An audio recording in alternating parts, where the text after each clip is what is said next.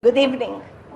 I'm Roxana Markoc, curator in the Department of Photography. It is my great pleasure to welcome you, together with my colleagues Sarah Meister and Eva Respini, to this evening on the Forum of Contemporary Photography, featuring four distinguished guests: the artist Rineke Dijkstra and Judith Joy Ross, and the writers Michael Cunningham and Hans den Hartog-Jager. I'm going to just say a few words, and then we're going to talk about portraiture tonight. Portraiture in film, in photography, in video, and in literature.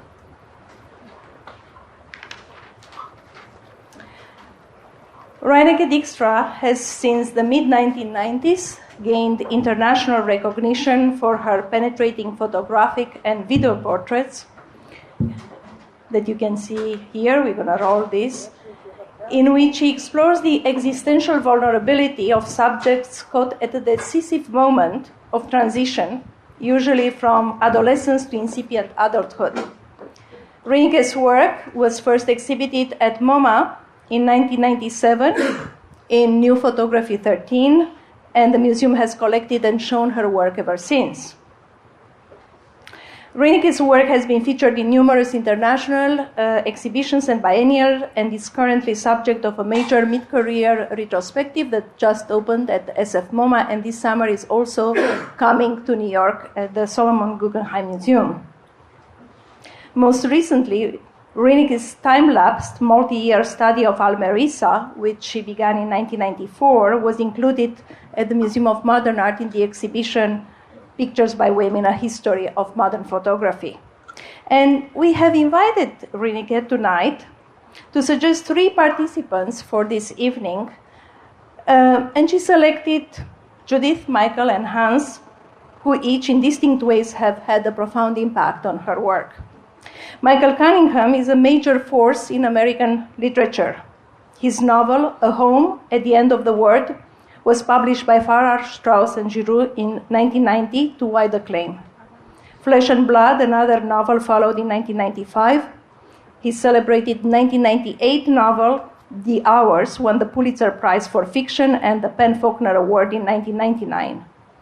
Michael is professor of creative writing at Yale University, and his work has appeared in The New Yorker, The Atlantic Monthly, The Paris Review, among other publications.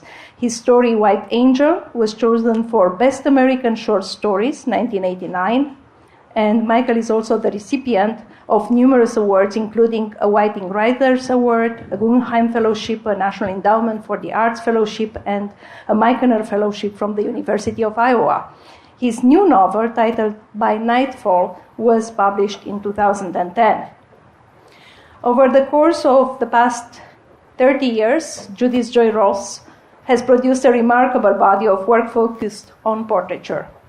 A heir to cultural documentarians such as August Zander and Diane Arbus, Ross has worked in series taking perceptive portraits of school children, teenagers, visitors to the Vietnam Veterans Memorial in Washington, D.C., members of the United States Congress, Persian Gulf War soldiers, and Americans protesting the U.S. war in Iraq.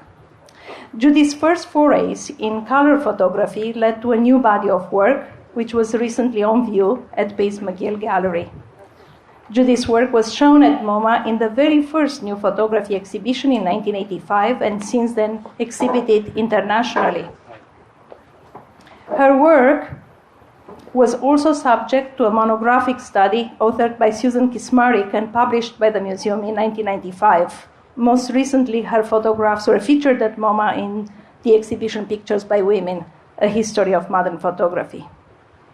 Hans den Hartog-Jager is a celebrated author and distinguished art critic based in Amsterdam. He writes for the daily newspaper NRC Handelsblad and for Art Forum International. He published two novels, Becoming God in 2003 and Malthus in 2006, which were both nominated for several literary prizes. Hans also published more than 10 books on art theory and criticism, of which best known are The Sublime in 2011 and Paint in 2004, with an expanded edition in 2011, featuring interviews with numerous contemporary Dutch artists, among them Marlene Dumas, Gervan Elk, and Michael Radeker, to name a few. Hans also hosts 2 programs on national Dutch television, Art XS, a program in which he discusses art with children, and For Art, in which he brings a wide range of Dutch contemporary artists from Guido van der Verde to Aeronaut Mick to the attention of a larger public. And with this, I would like to give the platform to Reneke. Well,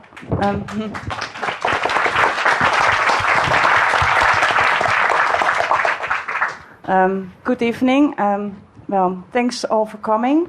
And I was asked by Roxanne, by the MoMA, to participate in this forum and to invite 2 or 3 people I would like to be in this forum. And because it was about portrait photography, and there was in this email, he said, well, you can ask art critics, writers, philosophers. I thought, it doesn't have to be necessarily photographers. So, and then I was thinking, I immediately thought about Michael Cunningham, because I read, like in 1995, your book, Flesh and Blood, which has been a huge inspiration for me, because it is so about fiction and if it's real or unreal, and going into those following all those different characters and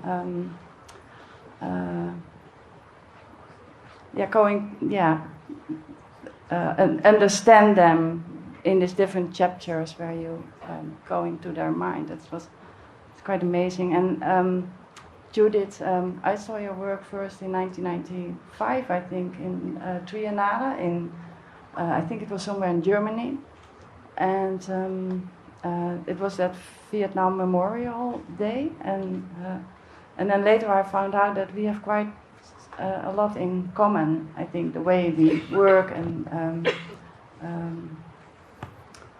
then we have kind of the same subjects, and I discovered too that I did already my beach portrait, and I thought that you also did some people, children, in the same kind of situation. So,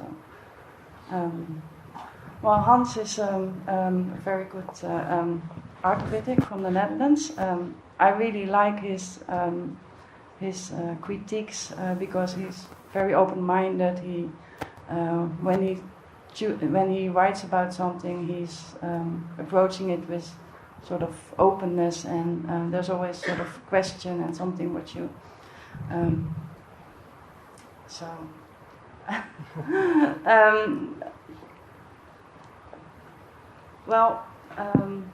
what I wanted to ask Michael, because in photography,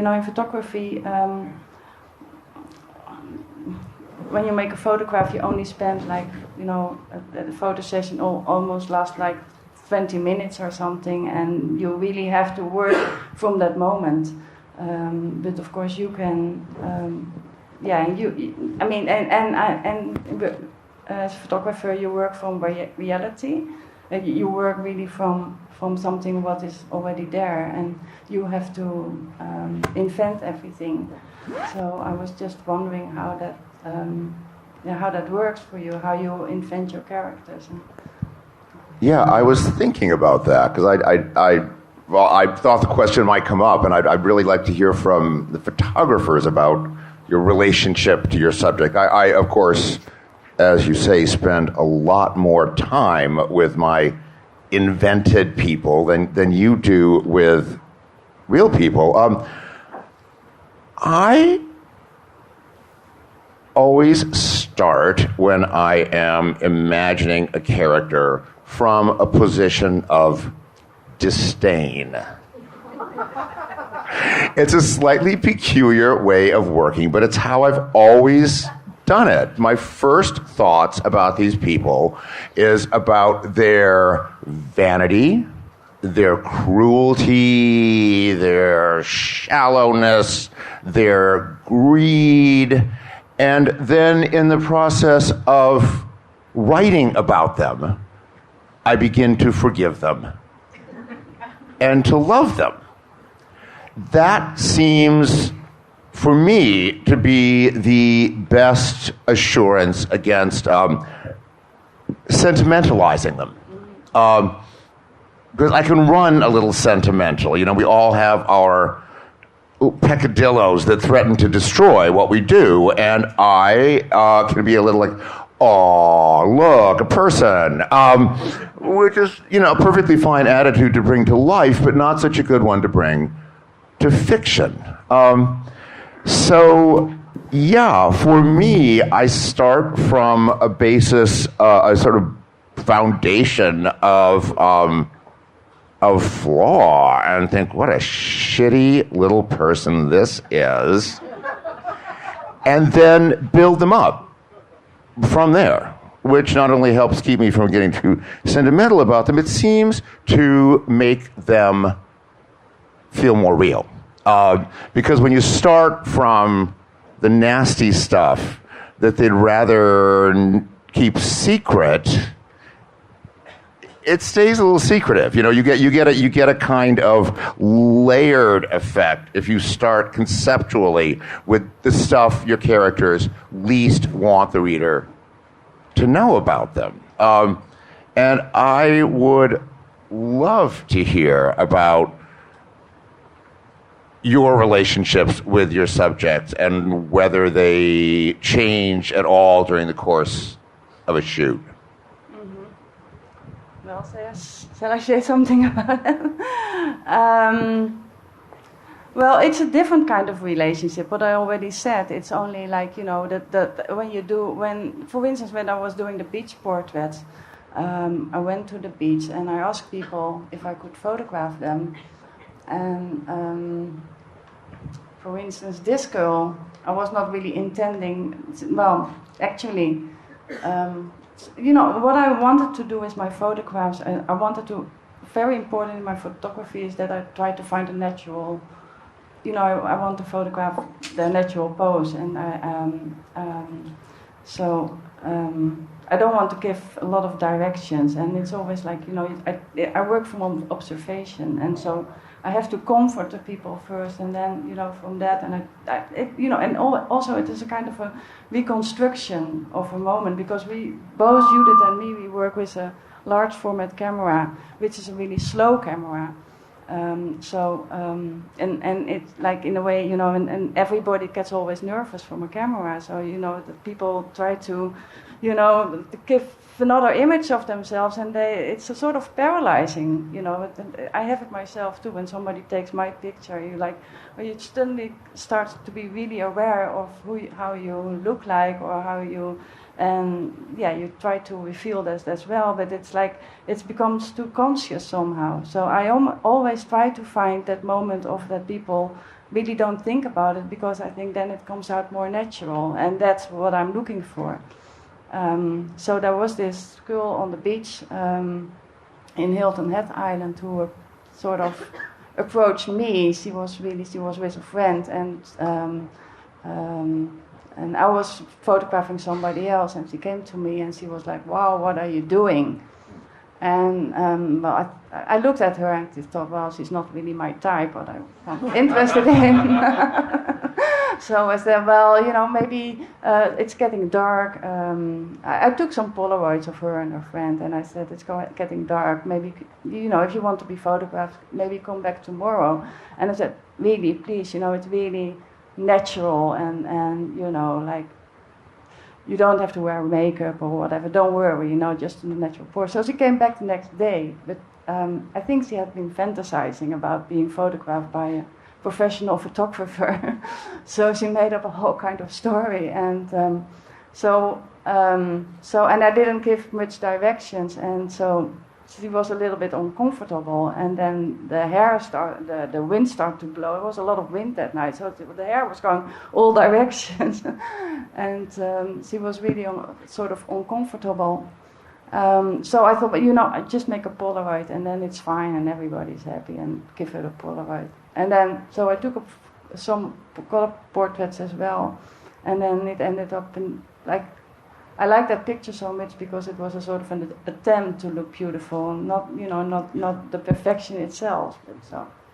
Do you want us to like her? I'm curious about it. Do you want us to fancy her, or to think she's nice, or what do you think? Yeah. Somehow I think it's important that I don't know how that is for you, Judith, that you I always try to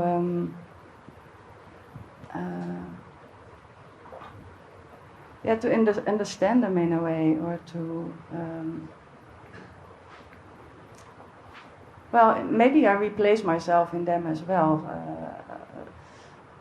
If I may say one thing, I always like the detail where you see the feet, that she has been moving around a lot Trying to different poses, find yeah. her pose. And you say, by showing that, you say a lot about her. Yeah, so, yeah, what I also try to do in this portrait is that I leave, that I keep a lot out. So, I try to, that it's really focused on the figure itself and take her more or less out of the context of the real life. It's interesting, I think, because the issue of intersubjectivity that a photographer can have with a character, where that character can respond back, well, Michael, I don't know if your characters get back to you and they would say, well, we don't really like this guy because he doesn't like us, but eventually they may, come around. But it's true, I mean, with this girl, she's still coming up with the makeup or with her hair. So, I always hate it when writers say, my characters just take over and tell me what they want. That's bullshit. I create my characters, though, of course, I try to find more complexity and life in them than I start out with. One of the things that's always fascinated me about photography is the fact that you get to include everything the camera sees. Yeah. Duh. A reader is blind. Uh-huh. I have to convey this girl to the reader, and I cannot possibly account for every single detail about her. So I choose the details that feel most salient, and I manipulate in terms of which details I choose. How do I want, not necessarily how do I want the reader to feel about this character, but what do I feel is most true about this character? Do we sort of emphasize how much or how little she resembles the Botticelli? So there is a lot. There's an inevitable subjectivity involved in what I do, and I suppose there is this. Well, I have this idea that I think is probably entirely mistaken, that a photographer brings a certain objectivity to a shot. I would imagine that the work you do is quite subjective. It's, yeah. Well, Yeah. I don't know how this works. I just think that the world is so amazing. Like when I was watching you guys, and when Renneke started to talk, it was like the ears came up on a whole bunch of Dobermans, and it was like everybody had this attention, and it was so thrilling to see you guys. And I don't know what to say to make you do that again, but when you see that, you connect with the other person, and then connecting with the way Renneke connects, or I connect, or other photographers connect, it's not normal. You don't walk around looking at people with that kind of intensity. So, Michael, I want to ask: are you a lurker? Do you walk around and watch people intensely and take notes? And how do you come up with an image? You can't just sit in a dark room with a. What do you do? Are you an observer first? Yeah, but well, when I was younger, I was more of a lurker. And you know, one of those irritating kids who was always like writing things on cocktail napkins because wait, I've had an inspiration and I have to write it. And you know, after a while, as I got a little bit older, I realized that was not working for me so well. That the whole idea of kind of walking through the world looking for material as if the world were primarily meant for me to write about it was not such a good idea. That actually, I mean, I'm nosy and I do pay careful attention well, I think one of my charming qualities as a friend, though some of my friends find it slightly irritating, I remember what you told me 25 years ago. I have total conversation recall. But no, I mean, the short answer is when I'm at my desk, I'm at my desk. And when I am at D'Agostino picking up a quart of milk, I'm at D'Agostino picking up a quart of milk. There's this great thing that Seamus Heaney, the poet, the Irish poet, said, that essentially, don't stop to smell the roses. Understand that your experience of the roses as you're walking by is the experience you're meant to have of those roses. And if you went, no, live life to the fullest, stop, smell those guys, you're kind of fetishizing them and violating some essential aspect of your relationship to them. I don't get that.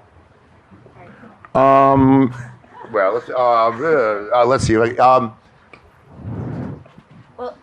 to explain a little bit, it's almost the antithesis of what a photographer working with an 8x10 view camera has to do. And so I'm interested to hear Judith and Rinika respond to the validity, the need or danger of stopping to smell the roses. I love roses. I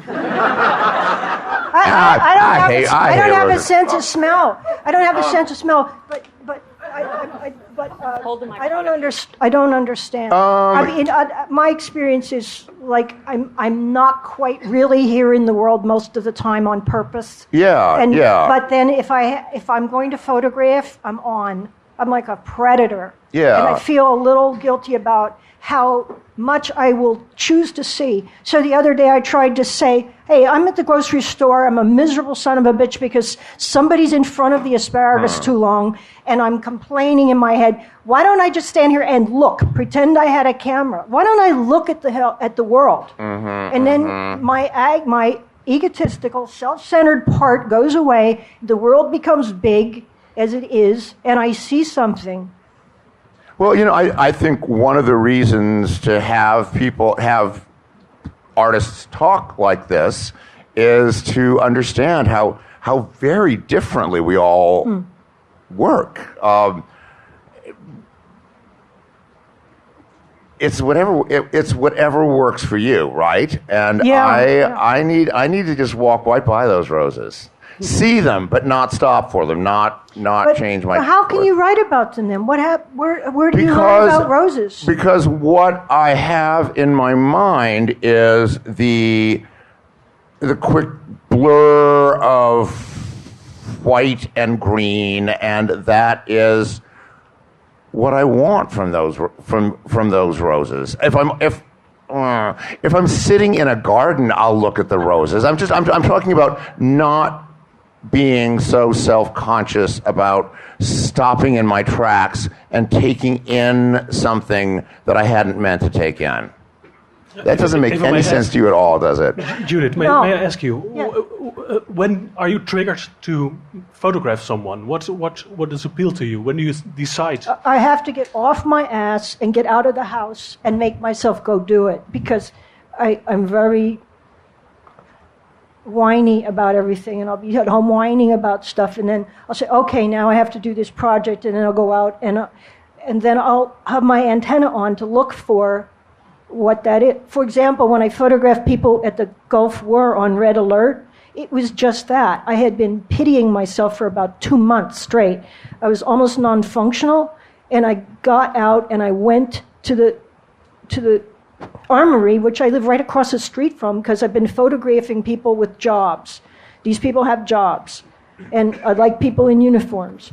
And I had permission to go there, and I finally went. And I went, and guess what? They were getting shots in their butt. They were going to the first Gulf War. It was unbelievable. And why should I get such a gift after sitting on my ass for so long doing nothing? All of a sudden, I was at this. It could have been the Civil War with people lining up for Brady. It was unbelievable. The intensity of the faces. I wonder part of one of the reasons for this difference between us is that narrative is attached to time. It's inextricably. It's about the passage of time. You really can't write a story that isn't in some way about the changes that time produces. You could pretty much give anybody any novel and say, I hope you like this book. It's about the passage of time. Whereas it seems like in that sense, what you're doing is almost the opposite, that you're nailing something down. You're stopping time and saying that right there, this guy's who knows where now, but you know what I mean, that you're trying to capture something, and I'm trying to honor transitoriness, the impermanence of everything. Wow. Actually, Wow. I want to ask Reneke about that, because you have worked on these time-lapse portraits, especially I'm thinking of Almerisa, but also I'm thinking of the transition or the relation between still and moving image in your work. But she has photographed Bosnian refugee, which is here since she was 6 until she's become a mother herself, with a kid about now, 2-3 years old? Yeah, the kid is now 3 years old. So this notion of the identity information, which has to deal with time, more related to literature, maybe you want to say a few words. Well, anyway, I think it's always also subjective, because it's like, she always wanted to be photographed like Britney Spears at a certain point. She was like not really happy in the way I photographed her. So, I mean, it's like, of course, it's like also with photography, it's always a kind of a reflection of yourself, I would say. It's like, it's that person, but it's also you. But that is on the other hand, I never like photos so much if you really see the photographer first and then the subject. I think it's really important that you see that person. But it's a moment in time. It's just one fraction of a second. But I think beyond time, the way that so far we've been talking about portraiture and literature versus portraiture and photography is as if one is narrative and one is closer to the truth. And in fact, I think both of your works, there is an element of narrative and an element of fiction, even if it might be grounded in a real person that you have met and you have seen and approached. So I'm curious to hear you speak a little bit more about the idea of narrative in your work and the idea of a possibility to tell another story besides just who that person is.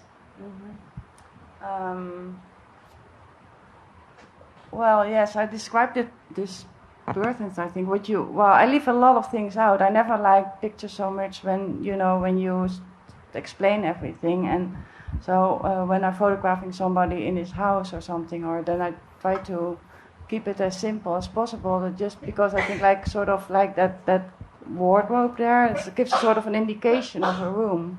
And I think that's enough. So it's like it should also always work on your imagination as well. So that you can, as the viewer, that it's not so much fixated on a specific person, but you can also make your own story.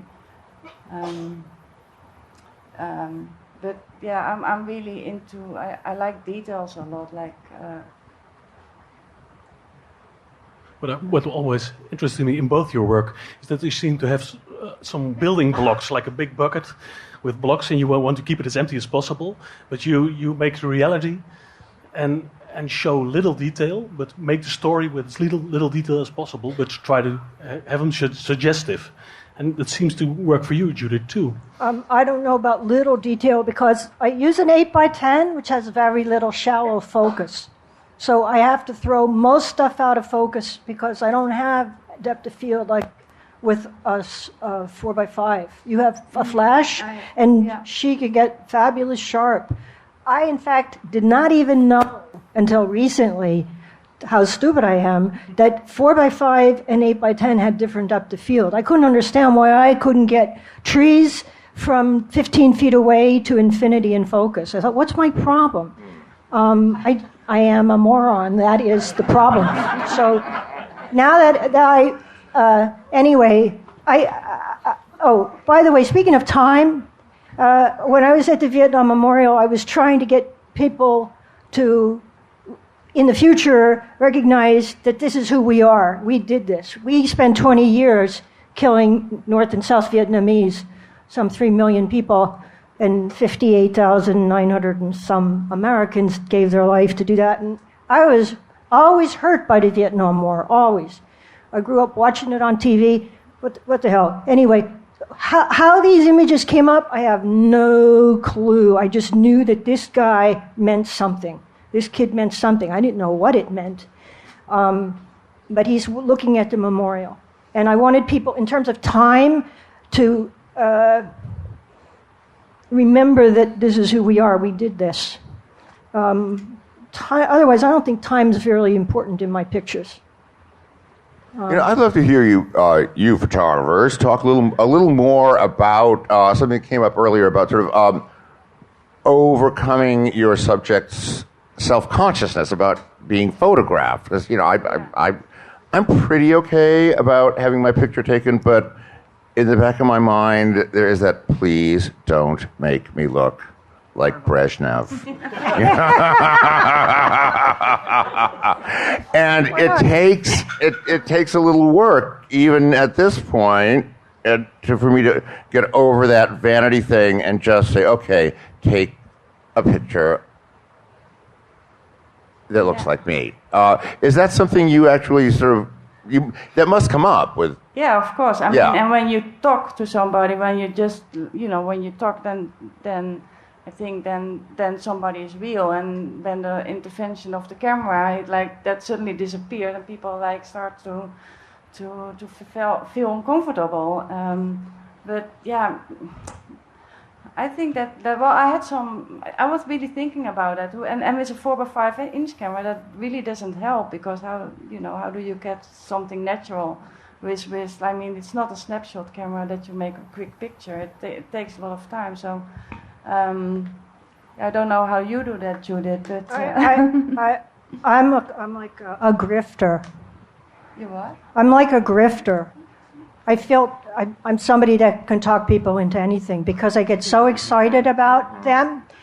Because I live such an incredibly boring, dull life, that once I'm outside and there's people around me and I have a purpose, and it's like, oh my God, then I start seeing it, and when I see it, I get very enthusiastic. And there's another Vietnam picture here of a woman.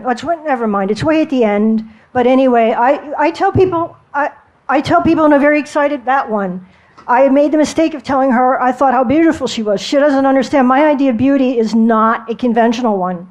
And I know that she did not like this picture. But, I mean, that's astonishing. What the hell does this even mean? It has something to do with who we are. Way existential, I'd say. And, but beauty is not something pretty to me, and I forgot the subject. What is the subject? How do you get people natural? Oh, I'm very enthusiastic, and I have a big wooden camera, and it's people now are killing me by saying, they think I'm from the Civil War. I'm old looking, and they think this is the Civil War, and I just let them think, yes, it's wet plates, the whole thing, so that they're happy. But But it used to be very seductive. You put a cloth over your head, you look like such... You don't? No. You don't? I have a loop. Oh my God, so here I am, with a camera as big as me, with a cloth over my head, and I generally trip once in a while. And it's sort of like a little show. People can't... They will hold still because this person in front of them is something wrong with them, and they feel sorry for them. Now they feel important. But because Judith, then still, how do you get these expressions then? What do you... People have them. People have these expressions. Yeah, they have them. No, and then it's astonishing. You know, if you're standing at the Vietnam Memorial for 8 hours, people come by, 90% of them said, no way. There is, in fact, something wrong with somebody who stood at that memorial for 2 years asking people if I could... There is something wrong with that. I didn't have the right social skills to even recognize that there's something wrong with me doing that. I think there was. But I thought I was going to help save the world, so I did it. I would love to actually watch a little clip from you, Reneke's A Woman is Weeping, just to see how kids are really responding or not to the camera. I can see a big hat. I can see all different shapes on the face, the lower face. I think she looks a bit scared because you know by the guitar. I'm worried. Worried. Yeah, terrified. Petrified. Horrified. Yeah. Mortified. Yeah. Looks like she sees something like she'd never want to see again. She looks like she's just disobeyed, just like gobsmacked full of gobsmacks. Yeah. She looks like she's just disobeyed someone and then she regrets it. And she's worried as if something bad's gonna happen. It looks like she's biting her nails a bit. Yeah. Or she's like she's nervous. Yeah, when you're nervous you bite your nails. Or when you're worried. Something's gonna happen to her. Or she's blowing her nose on it. There's tears coming out of their eyes, just where the triangle starts. And it's purple, isn't it? Yeah. Purple tears. Just a little. And it's you can see one where it's like the colour of her skin, like the orange bit on the right hand side. Hat's different colours. Yeah. Purple and orange and blue. Yeah, it's got like it's got a flower on the hat. It just looks like someone's coming for it. Yeah. There's all different combines of colours, like dark purple and light purple and blue. It looks like she's going to a wedding and she's got lonely. Or she went to a wedding and like she's done something wrong, like stole the cake or something.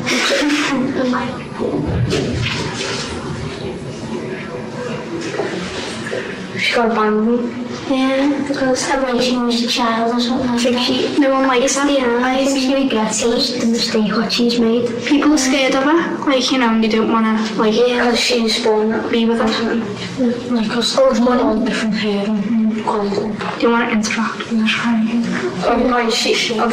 Because she's like that, she earns money, then people are jealous, so no one wants to be a friend. She's quite lonely and afraid. Yeah. Most people think she's lonely and sad. She might be the only person she knows who looks like that. Yeah, like, and then other people, like, it doesn't look like it's human though, it looks like it's something else. It's got the feeling of a human, but it's the best friend might have passed away. Yeah. I think she's been to a funeral. Yeah, she's just kind of... Well, with this video, I tried to. I built a studio in Tate, Liverpool, and I asked this school group. But I was really lucky with that group. You know, I did it with other groups as well, and didn't work at all. And you know, you can't script. There's not some. You know, they're not. You are going to say this. It's just like totally. How do we say that? Spontaneous. Yeah.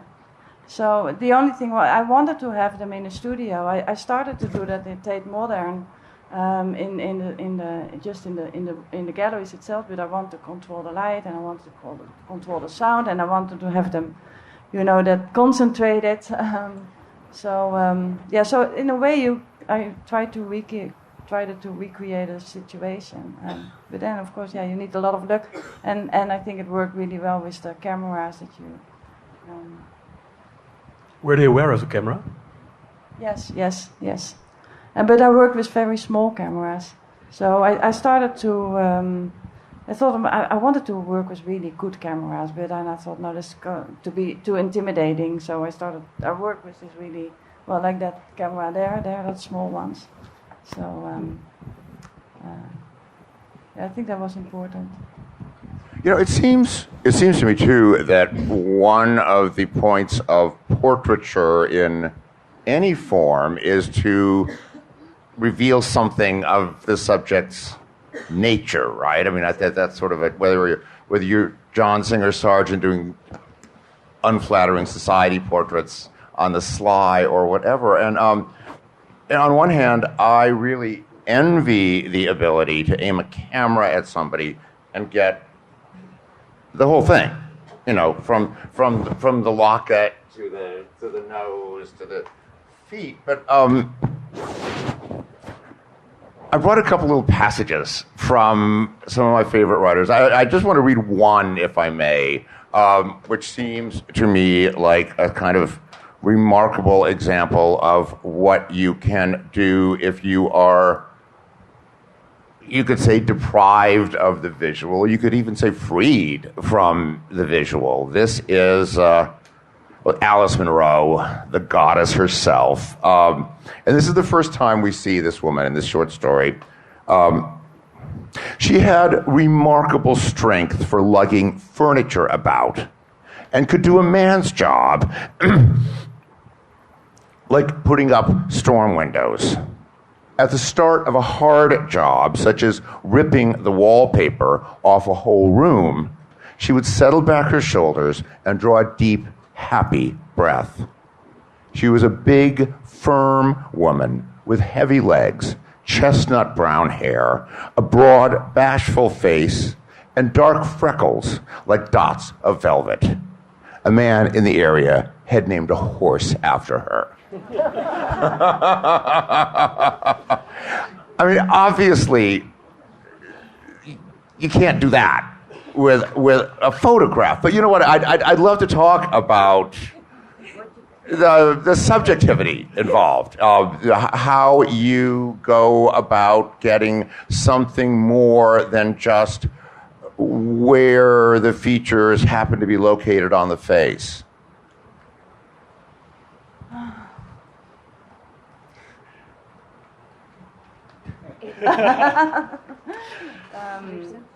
Okay. Well, there's many other artists in the audience, so you guys don't have to answer all the questions. And in fact, just maybe I put someone on the spot. Kathy, if you'd like to respond at all, because you have thought about portraiture in your work and have worked in it. And if you care to add something to the conversation, we'd love to hear it. Catherine Opie.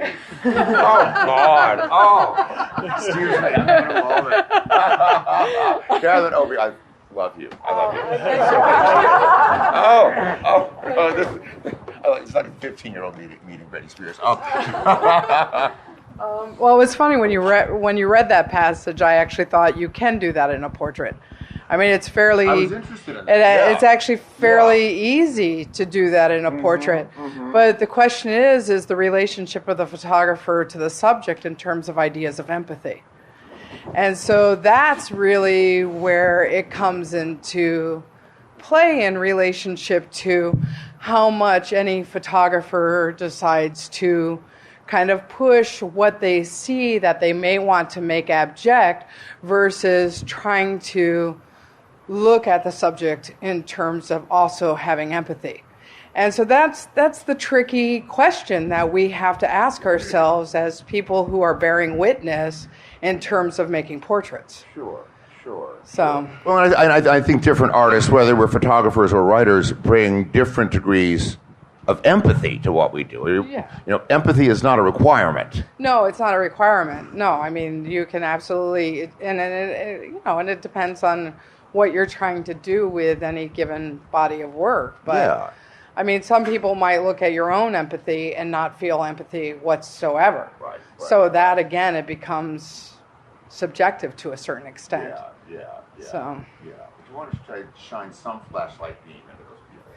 Well, you want to be able to hold people. I mean, whether you're a writer or a person who's making images, you want to try to hold whatever audience is in relationship to, being with what you've chosen to hopefully make a body of work on or images of.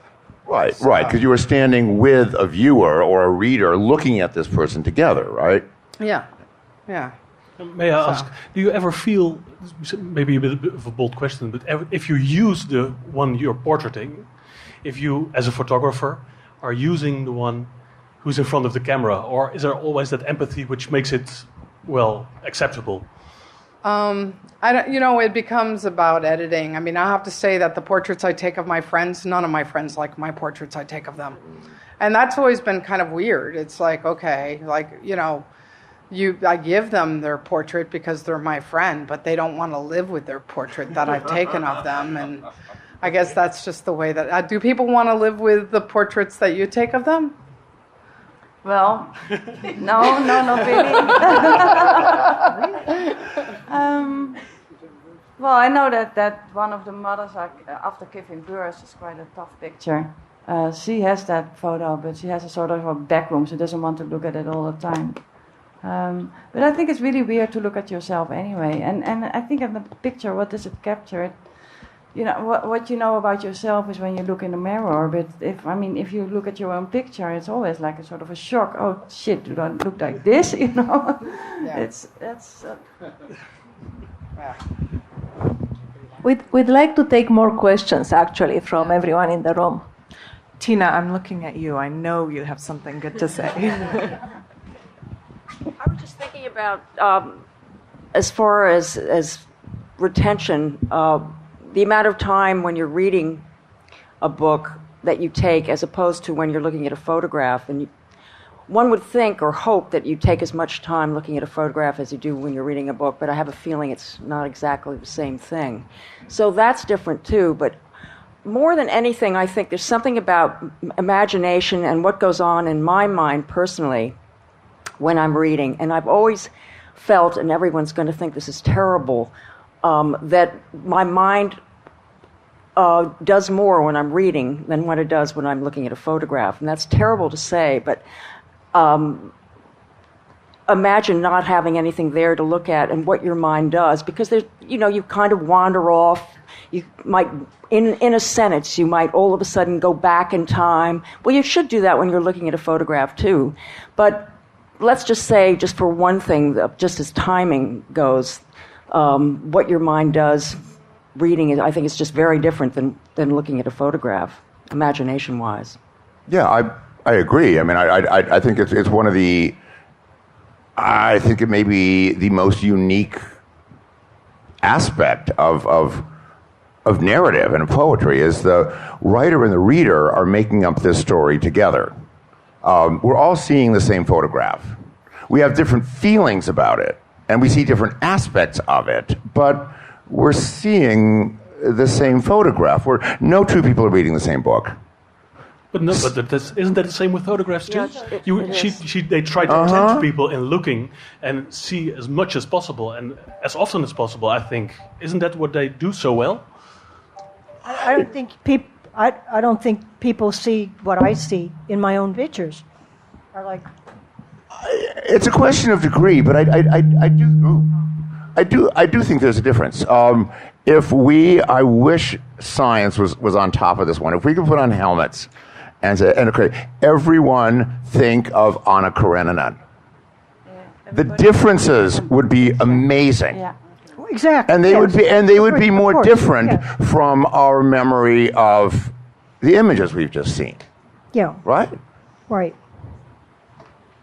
But isn't I still think, of course... Oh, don't get too fancy on me. I'll try, okay. I go back to Amsterdam, no problem.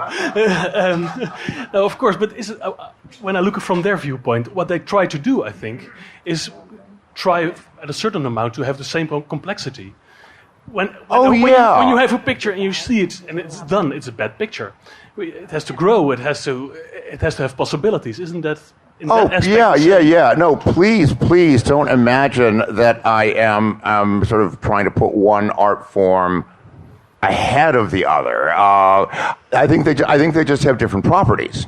And the reader, I think, participates differently in a novel from the way the viewer participates in a photograph.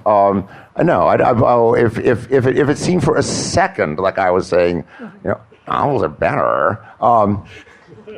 That is not at all what I meant. If I may, I'd just like to bring up two photographs that I think make this very different. One is a matter of seeing, literally a matter of the sophistication of seeing. What you take in, what those of us who look at pictures all the time take in instantly and take for granted because we're used to taking this in instantly. And I'll cite as an example, standing in an exhibition next to an Eve Sonneman photograph where she's taken 4 pictures. The top 2 are black and white. The bottom 2 are color. The top 2 are taken with a 15 millimeter lens, and the bottom 2 are taken with a wide angle lens. And there's a black man who's in the center of all 4 pictures, but everything around him moves in the time it took her to take 4 pictures. And I'm sitting there dissecting all this, and the man next to me says, why the hell would she take the same picture and mount it on the board 4 times? He didn't see it. So there are readers who are sophisticated readers, and there are people who look at pictures who are sophisticated pictures. Then the other thing is what we bring to the experience, what we bring to what we're seeing. For those of us who are the age of Vietnam, who look at Judith Joysworth pictures, and we have feelings about Vietnam, well, I had an experience here in this museum looking at the first Bill Eggleston show. I grew up in the South. Bill Eggleston is my world. I'm sitting there looking at these cotton fields with those Clorox bottles and those people walking along dusty roads, and I'm getting really nostalgic. And the woman next to me says to the woman next to her, this is so exotic. It was exotic to her. It was home to me. So I think you have to be very careful about presuming anything about what people see or what they feel, because everyone is bringing so much to whether it's a vision in their head from literature, or it's the coalition of forms and colors and subjects in a picture. It's never the same. No, I know what you're saying, but maybe there is a limit to how careful I want to be, because I just think different art forms have different properties. That doesn't mean that there's no judgment, but I think there's something really powerful about a single immutable image that is subject to as many different interpretations as there are people looking at it. I don't think it's quite the same thing as 2 people reading a text. Yeah, please. I wonder whether part of it is the way memory operates differently in photography and literature, in that when you're reading a book, unless you read the entire book in one sitting, you always bring back to it when you go back to it what you've read before. You don't have to reread everything you've just read in order to continue reading the book. So you hold the memory of what you've read to date with you and bring it to the continuation as you're reading. Whereas when you're looking at a photograph, and also if it's a novel, you understand that it's fiction. But when you're looking at a photograph, you're looking at a visual memory that the photographer has of an experience that the photographer had with his or her subject. Therefore, you know it's not fiction, although of course what happens in the darkroom afterwards or on the computer is very fictional to greater or lesser degree. But it begins with some sort of factual memory. So you're looking at a photographic memory in a sense, in a Roland Barthes sense, whereas in literature, you're always bringing your own memory of what you've just read to the moment in a book, unless it's a poem which can be read in, Right. 5 to 10 minutes. Right. Yeah. Are we agreeing? I'm only talking about difference, not about Sorry. I'm actually curious to hear a little bit also about multi-part images, because I know, Judith, you made a piece, one of your works from the Vietnam series has 4 parts to it, and I know, Rinika, you've also worked with multi-part works. We have a diptych in the collection. So the idea of memory and what you bring from one picture to the next and how that informs your practice, I'd be interested to hear you speak about how you might make a portrait in multiple images as opposed to just one, and how that might relate to literature, the chance to sort of refine or change between images. Well, anyway, I think that if you do have 2 pictures, they're going to start to relate to each other as well. You start to see maybe difference or comparison, or so that's happening anyway. And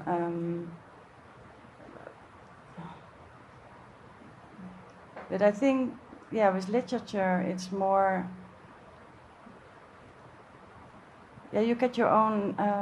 It's more maybe even about your own imagination, because, with a photograph, you immediately you relate to reality, and it's like it's an image. So it's like the only thing what you could do as a photographer is to also trigger that imagination. Is to leave out things and just give only sort of hints, the way like little details that you can. But for instance, I think that when you do a series, when I, for instance, started to do those beach portraits, I went to made portraits in the Netherlands first, and then I went to America, and then I thought, well, this is really different from the Netherlands. People are so much more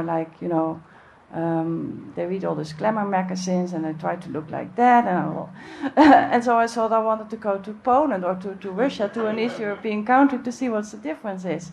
So, and then they start to, there is a sort of, they start to get a dialogue together, and what was the question? It's about more than one image, basically. When I made the 4-part of the Vietnam, it was because I knew that I couldn't possibly say what the Vietnam War was about or what these pictures were about, so I mixed them up and made it on purpose that you could not figure out what's going on. And yet you allow certain other images from that series to be seen in a singular sense. Right, I couldn't figure out any other series, so that would be that. Well, part of what I find frustrating about literature, though I love it, is that because it's so personal, it's a hallucination the writer and the reader are having together. It tends to be more local. It tends to be more dependent on shared culture, shared experiences. I have always been aware of the fact that if an extraterrestrial appeared before me and said, "I've only got a few minutes, we're thinking about vaporizing the Earth, what can you show me?" I would show a painting or play music. Much as I love Anna Karenina, it wouldn't be useful. It would be too local. It would be too what? It would be too local. It would depend on too much understanding of 19th century Russia and the divorce laws. You can get an image right away. You can get a Bach cantata just like that. You need no prior experience of any kind, and I love that about the visual art and music. I envy that. Is there any way you try to tempt the reader? I mean, you bought your book, you have in hand. Is there any way you try to tempt him to read on or to please him, or does that not matter to you anyway? Yeah, I mean, I please sort of leads to pander and stuff that you don't really want to do with a reader. But yes, I have a relationship with my readers, I am always aware of the fact that nobody wants to read my books. People are busy. People have, lovers and children and jobs and other books to read. And part of what I am doing with a book is saying, stop what you're doing and read this. Don't have lunch, don't study French, don't have sex, don't read another book, read this. And I had better damn well be giving them something that I think is worth having and will hold them. Yeah. I ask because I'm wondering whether photographers do the same. I mean, the same applies to photography, what you say, doesn't it? Question of audience. Yeah. How does that for you, Judith? I'm desperate for people to get whatever the hell I just spent all that time making pictures of, and then that doesn't work, and then I go on to the next body. But I think it's most important thing is that people connect somehow, and that they don't have to say that they really like my pictures. But I think it's important that I don't know. I had that with your book. I thought, well, this is how it is. It was a sort of an eye-opener, to see all those different characters from that family that, even if you think, oh, what an asshole is that father, what a difficult person, and then it's what you say, you start to understand them in a way, and that's how you connect, it's so beautiful. And I also was wondering, it's maybe something very specific, we were discussing this today, why you always say it's always in the third person instead of saying in the first person. Well, I thought that I understood that because you take it even more objective, but it's not objective because it's still I thought it made it even more stronger that it was somebody's own.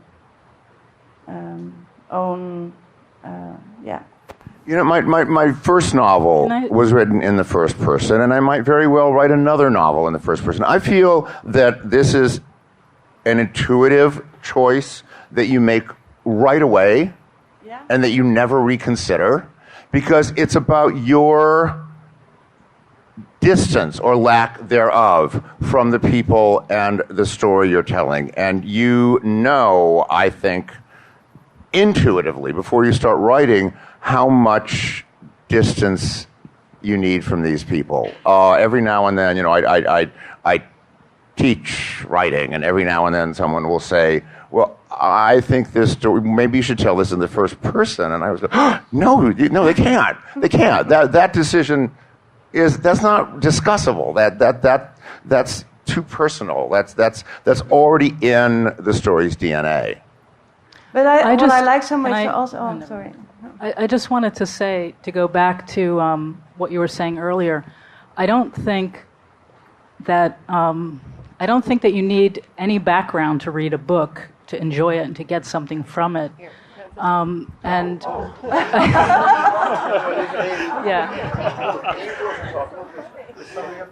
Booming out there. No, I just want to say I don't think you need. I think coming to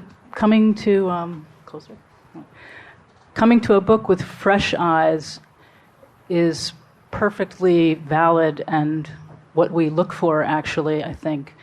And I think that one of the challenges today for photographers and for photography is having people come to images with fresh eyes. It is the hardest thing, I think, happening for a lot of us working today, and how we turn that around. And I think when you talk about portraiture, the photographer may or may not have some kind of connection with their subject, but that's something that they have to completely remove themselves from in order to make a portrait.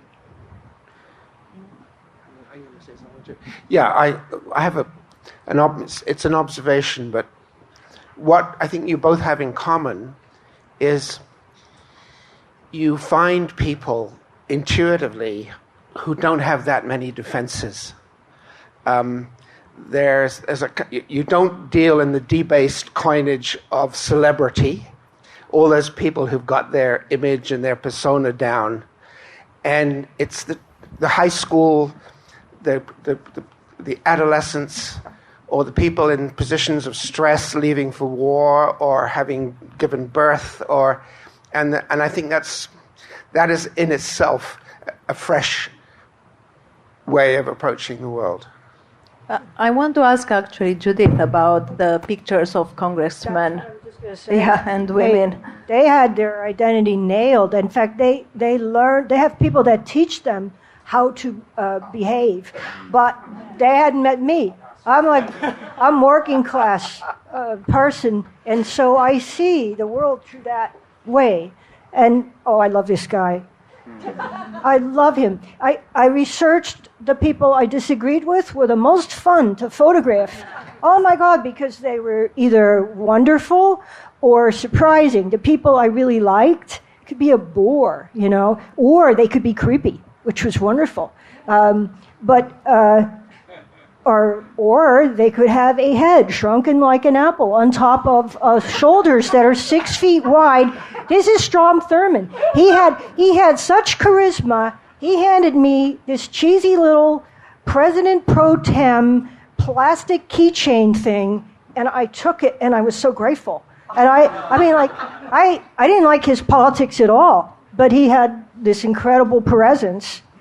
And he, but anyway, I had photographed people that I had them for 15 minutes. They were mine. I had worked so hard to get their appointment. I had a nervous breakdown at the end of that work. But no, that's the only time I photographed people outside my class. Yeah. You had how many? Over 100? 142 persons, either congressmen, senators who were all 6'4", except for Senator Byrd, who was about 5 foot -1, and their staff. That was my being political more, to photograph the people who are actually doing the job, was the staff. But no, they're great. I'd just like to follow up really quickly over here. I certainly didn't mean to imply that you need to know about English history to read Jane Austen. You did say Russian history. You did say Russian But history. in terms of it, no. But I was talking about actually like shooting shit into space. I was talking about an extraterrestrial, not about an Earth person. I'm thinking about but I mean literally. Extraterrestrial. Well, yeah, you have to listen to the whole comment. I was thinking about the fact that there is apparently a great masterpiece being called. I know it's a really controversial title, meant ironically, Mein Kampf, written by a young Norwegian writer, untranslated into English, unlikely to be translated into English, because it's a 7-volume, gigantic, uncommercial novel. So as far as people who don't read Norwegian are concerned, it doesn't exist. As opposed to Norwegian photography or Norwegian music, that very much exists, whether you speak Norwegian or not. Huh? I'd like to maybe just ask a question that steers us in a slightly different direction, and that's self-portraiture, because we actually haven't talked about that at all. And Rinika, I'm thinking in particular that picture that you took of yourself in the swimming pool, and I've heard you talk about that work in the past as, in a way, a kind of catalyst, but also just for the number of artists that are in the room who have done self-portraits. It's a very different kind of endeavor than making a portrait of whether it's someone you know or a stranger. And I'm curious to hear you both or anyone else here talk a little bit more about that in relation to what we've already talked about. Well, my self-portrait was a sort of a study that I wanted to see if it was possible to... I mean, I photographed all these businessmen before I started to do my own work, and, they had all this... how they knew how they wanted to represent themselves. So I wanted to find a kind of a trick, with this businessman. It was also that, when I was changing the films and I looked at them, and then they were relaxed and they were much more I found it much more interesting. So I made a portrait of myself after swimming, like for half an hour, and then that moment that you don't think about a pose. So it was a sort of a self-study. Oh, hell, I just got an idea. They are destroying Pennsylvania by fracking, okay? There's some way to end doing this. It has to be done from some other angle other than just protesting. What if you could get business people to recognize, instead of looking as good as they do with the great suits and everything, and I photographed the enemy. I mean, I don't dislike the people. They're ruining the planet. But they actually look different. They have better suits. They have good ideas about themselves than all the left-wing people dress badly, and they don't have good hair. They make crappy signs. So what if Renneke had made the pictures of the businessmen and made them look the way they really are, more human, like maybe we would get a bigger, friendlier planet if we changed the way pictures looked. I'm trying to think. There has to be a way of changing things. No? Okay, not such a good idea? No, there's... Well, you did it in a way. We're so separate. And we're really not, but we look separate. And I haven't photographed people with good suits either, except, never mind, I'm going to stop talking now.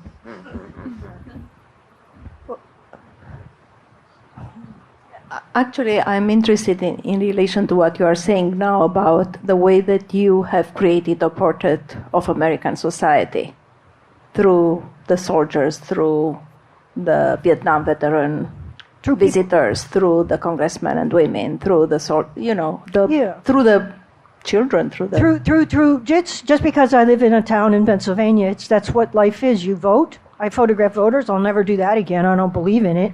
I just photograph life as it came at me. From childhood, childhood told me that the kids in the park, like your magnificent green pictures with the, never mind. Yeah, I'm just photographing life, like as I needed to figure it out. First was children. I needed to have a place that was safe and know what was good about life. Children taught me that. Then I went to the Vietnam Memorial because I needed to express that. That was a big question. How do you deal with suffering? And then Congress. Who the hell caused all this? So then after that, it wasn't questions. It was things I already knew, like public schools. I photograph public schools because people need to know about what children's lives are like. But that was going back in time for that was a time trip. I was really regressed. But one of the figures that comes constantly in the literature on both Renneke and Judith is Zander and the face of our time. The typologies, but also the differences within the typologies. So maybe you can want to speak a little bit about the history of photography. Yeah. I could never have made pictures without Atche. Oh my God! Every project I have to look at Atche to have the courage to go out and make pictures because he knew what the world looked like. Oh my God! I couldn't make. What's so special about his photos for you? What's so special? His relationship. The world is the biggest, wonderful place that he made it. I could never have had the courage to go out. And then Sander told me to put somebody in the middle.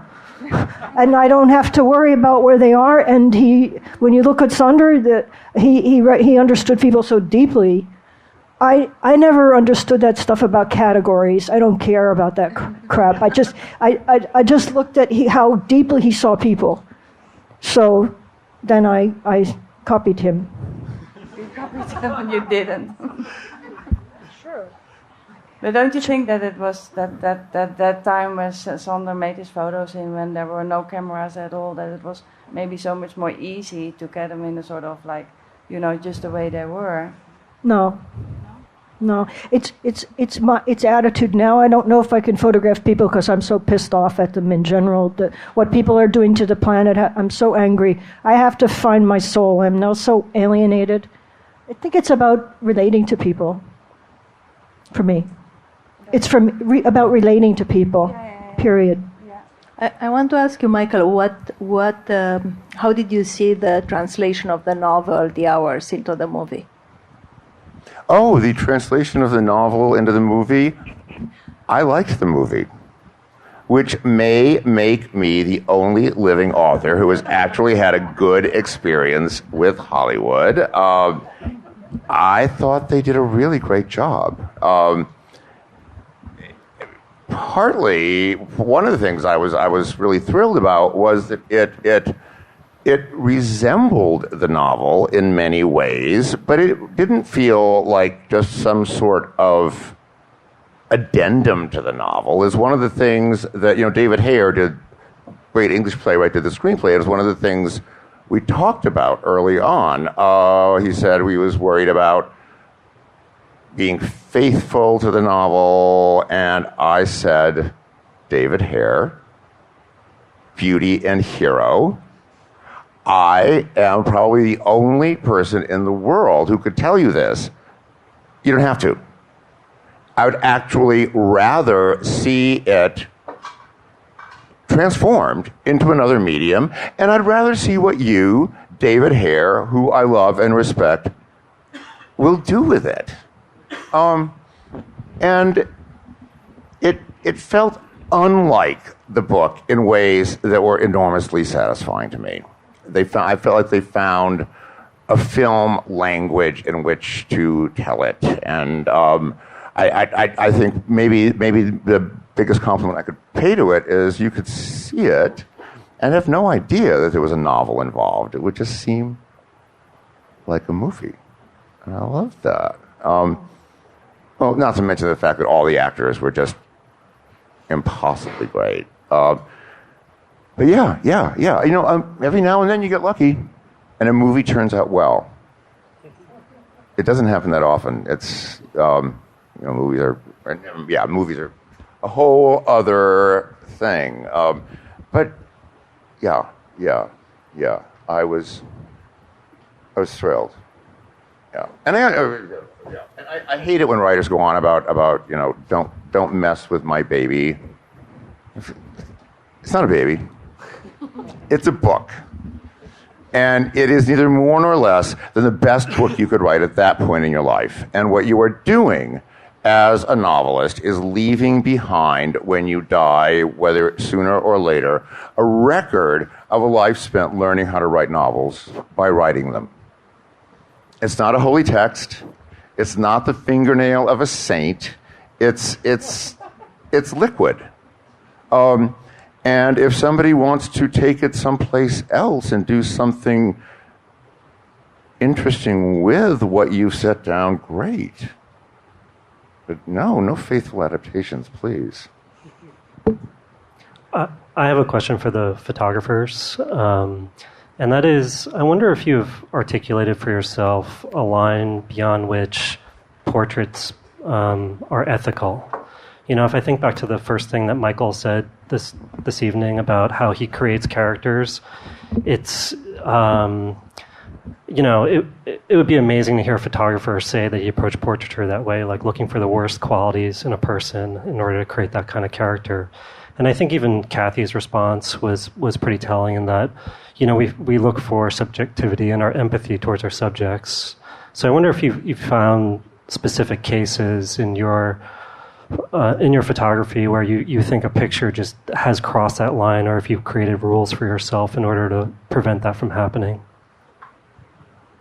The last pictures I took were of people going to church, and I took 2 good ones, and then I thought, oh, great, I'll go do more.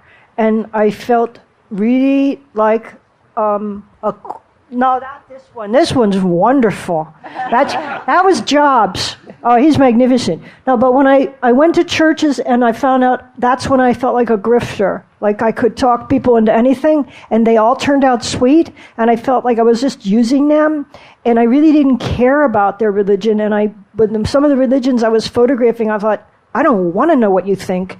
And so I was dishonest, and I thought, no, I'm not going to do this anymore. And I stopped photographing people, period, for a really long time. because I felt like I wasn't connected to people. Is that what you mean? I really wasn't honestly connecting to people. I was just using them, so I didn't want to do that. Yeah, somewhat. I mean, I teach beginning photography, and this is, for beginning students, this is a conundrum that they constantly encounter. Is they believe that all portraiture is some form of exploitation, and it's really difficult to talk them out of that. And really? I wonder how you would talk to young students who face that problem. I can't imagine. I would be so angry. I don't think I could talk to them. I believe you. I don't understand. I don't understand exploiting somebody by looking at them and then making a picture of them. You can also say you give them a soul instead of taking something away from them. I mean, they get noticed as well. A lot of people like it too. It's a sort of attention that they get. For instance, like Marissa, she hated her photos when she was 10 years old. And I took her to the MoMA last year, and she see her own pictures on the wall, and suddenly she can see that it's not only about her, it's about sort of everybody, and it's about just a girl growing up, growing up in the Netherlands, and she is originally from Bosnia, how she adjusts to that, to another culture. And I think somehow she gets it, that it's not just, but yeah, why would people hate their own photographs? I mean, why would you take something from them? I think many Americans hate their own photographs. Yeah, I think that's a really good question. It's like they're their own thought police. You're not allowed to think something about somebody else. Good Lord. No, nobody likes the pictures I've taken of them, and some kids do. Some kids do, because nobody paid any attention to them at all, ever. So they've got a picture, they're important, it's wonderful. But, oh my God, the thought police. Don't think something about somebody. Where did they get this crazy idea? I have no idea. The internet. May I ask one question to both of you? We were at the Metropolitan Museum today and saw the Renaissance show, Portraiture. And it occurred to me that all the portraits were taken en profile or three-quarters. You both seem to make most pictures directly, I don't know, frontal. Do you say something with that? Do you want to say something with that? Or why don't you ever try the other ways? Or not much? Go ahead, Lenneke. Yeah, well, I think when they look in the camera, or frontal or a little bit like a quarter, I think the more frontal it is, the more direct it is. I think the more like they're speaking back to you.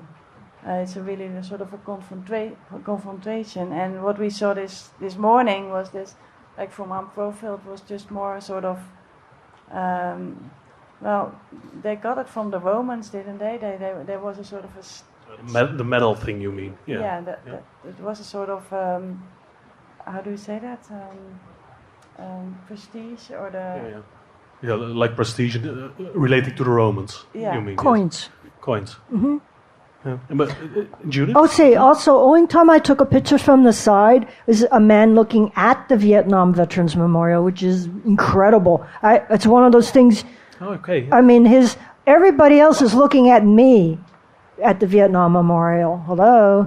So he's actually looking at the memorial, and he was 6'4", and I'm 5'4", and I could.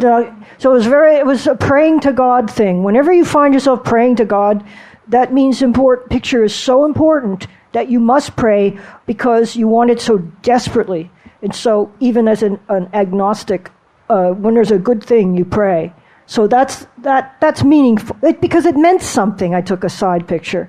I saw that show too at the Met, and I've instantly thought of you because of the beauty, the absolute stunning beauty. But then I thought, I'm from Hazleton, and there's a lot of mob there.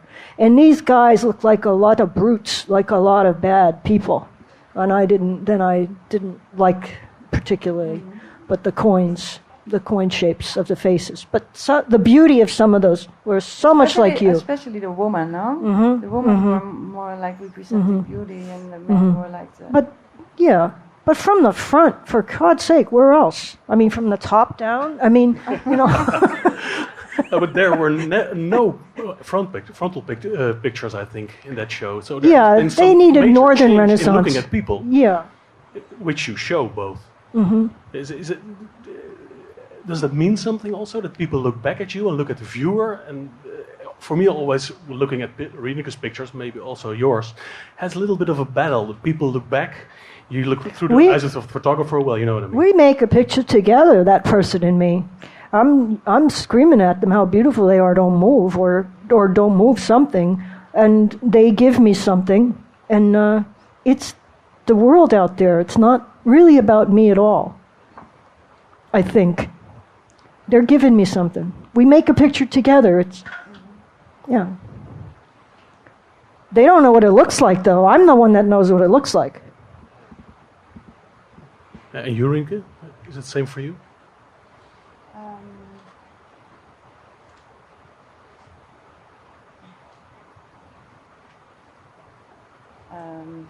Sorry, I got lost in a bit.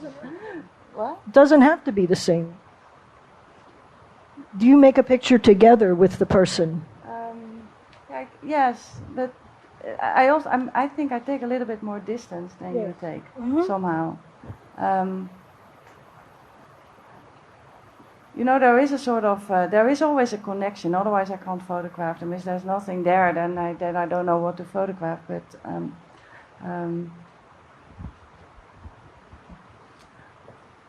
have a question for both of you. Judith, and I know your work a little bit less well than Judith's, but both of you, I think, work from projects that you conceive in advance. Judith, you learned about the Vietnam Memorial before you ever went down there, and you learned about the congressman before you went to work on. Do you have lots of ideas like this? Do you have a whole stack of them that you haven't done yet? Do you have some that you've tried and did a little bit and then you had to throw away? Do you have many that you haven't done yet that you still want to do? Or do you finish one and then go on to the next and you don't have another one until you finish one? Oh, thank you, Leo. In the past, it was like I finished one, and then, oh my God, then you'd wait until it fermented, and you had to do it. You have to do it. So it would take a while for something to come up. And now I have like 3 ideas, none of which are terrific, and I'm messing around, and I think I'll stick with the 3, because the one with the fracking is it's so disheartening. I need some joy. I need something else.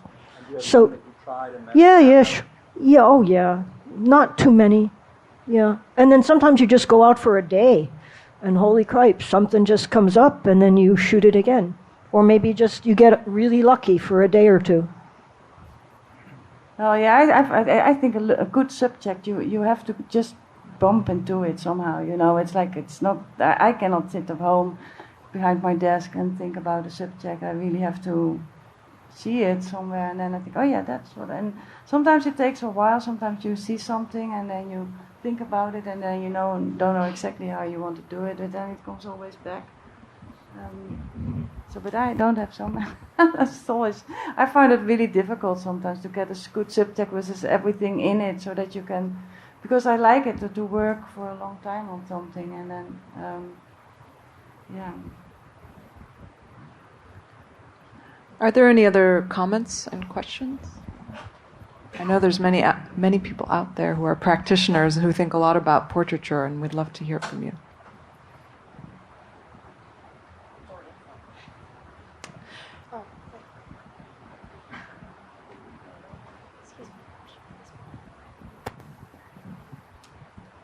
This question for actually both the photographers and the writer. And it's about your own view of your own work and closeness or distance away from that. Have you ever looked back at something you've done before in the past and totally changed your mind about its merit?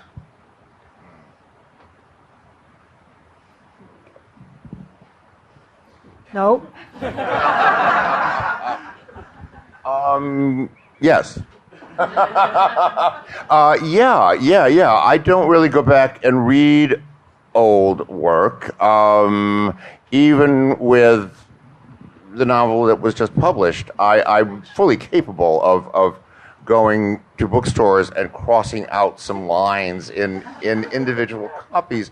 But of course, you also have to let that go, because like I was saying, you're learning how to do this by doing it. And I think also some of your concerns change. I, for instance, have always felt that for me, fiction needs to be essentially amoral, in that it is the fiction writer's job to show the reader what it's like to be another person, often a person very different from yourself. So if, as a citizen, I am enormously eager to stop, say, British Petroleum from destroying the world, as a writer, I've always felt that it's my job to figure out what it's like to be the CEO of British Petroleum, because as far as I know, very few people, even the British Petroleum people or Dick Cheney, or pick the evil fuck of your choice, goes home at night, looks in the mirror, and says, another day's evil done. That part of the vast mystery of the world is everybody is the hero of his or her own story, and still look what happens. I'm changing my mind about that. I certainly, with the novel I'm working on now, I find that I'm beginning to feel that a novelist who insists that his work is not directly political in some ways, a novelist who says, I don't really write about politics, it feels increasingly to me like somebody who's sitting in a burning house saying, I don't really write about fire. And, you change, your concerns evolve, your sense of your responsibility changes, as I think it should.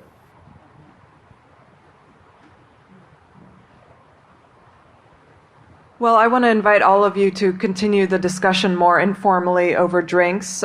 We have about an hour in this room if you want to stay. I want to thank all of our participants for coming today and for giving us a very stimulating evening. And I want to remind all of you that we'll have one forum this May, and we will reconvene back in the Founders Room on the 6th floor, which is currently being renovated, which is why we're here. Thank you so much for coming, and thank you again to our participants.